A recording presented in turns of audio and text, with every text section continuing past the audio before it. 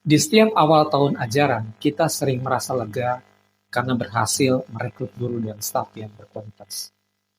Guru yang komunikatif, punya dedikasi tinggi, menyukai anak-anak, paham materi dan mau terus belajar.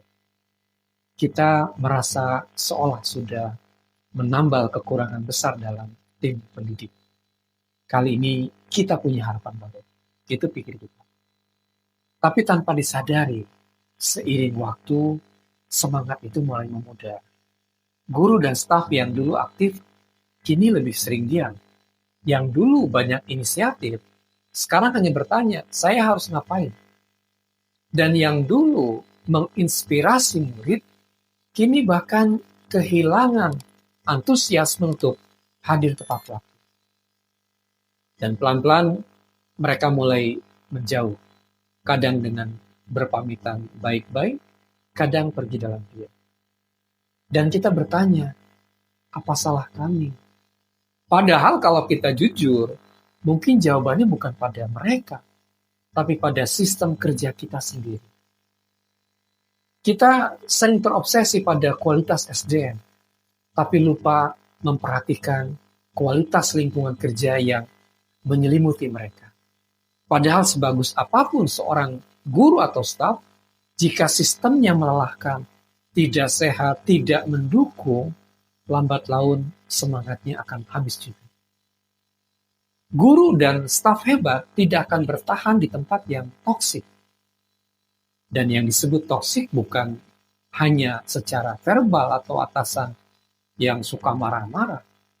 Toksik bisa hadir dalam bentuk ketidakjelasan peran, penumpukan tugas mendadak, keputusan yang tidak pernah dijelaskan, aturan yang sering berubah-ubah, atau evaluasi yang menjatuhkan tanpa pendampingan, atau bahkan apresiasi yang langka, bahkan untuk kerja keras yang terlihat jelas hasilnya.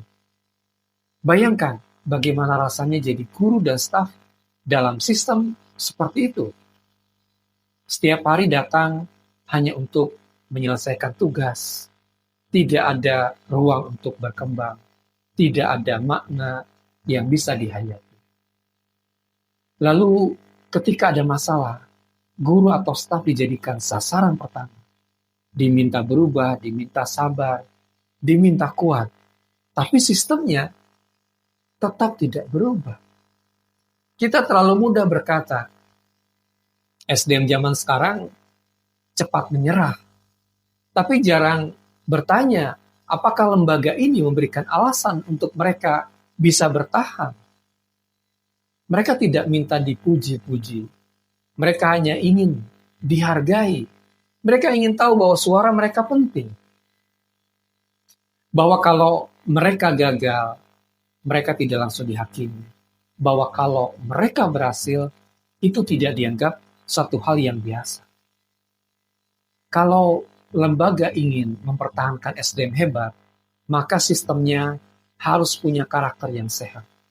Ada transparansi dan komunikasi terbuka, ada kejelasan, struktur, dan peran, ada ruang diskusi dan evaluasi yang membangun, ada kepemimpinan yang tidak hanya menyuruh, tapi juga mendengar, dan ada budaya penghargaan. Tidak selalu dalam bentuk uang, tapi dalam bentuk penghargaan yang tulus.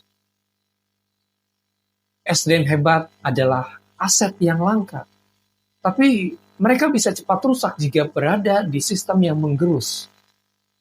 Mereka bisa pergi, bukan karena mereka manja, tapi karena sistemnya tidak cukup sehat untuk menopang idealisme mereka. Kalau kita ingin lembaga tumbuh, jangan hanya cari SDM yang kuat, tapi bangunlah ekosistem yang menguatkan. Dan itu hanya bisa dimulai dari atas, dari yayasan, para direktur, kepala sekolah, kepala kepengasuhan, hingga jajaran manajemen lain. Kitalah yang membentuk pola, kitalah yang menentukan apakah lembaga ini tempat tumbuh atau tempat yang melelahkan. SDM hebat tidak butuh tempat yang sempurna, tapi mereka butuh tempat yang adil, tempat yang memberi ruang untuk gagal, tapi juga untuk tumbuh. Tempat yang tidak menekan, tapi mengarahkan. Tempat yang tidak hanya menuntut, tapi juga merangkul. Mari kita berhenti menyalahkan SDM dan mulai memperbaiki sistem. Karena pada akhirnya SDM tidak pergi karena tidak tahan bekerja, tapi mereka pergi karena merasa tidak dihargai sebagai manusia.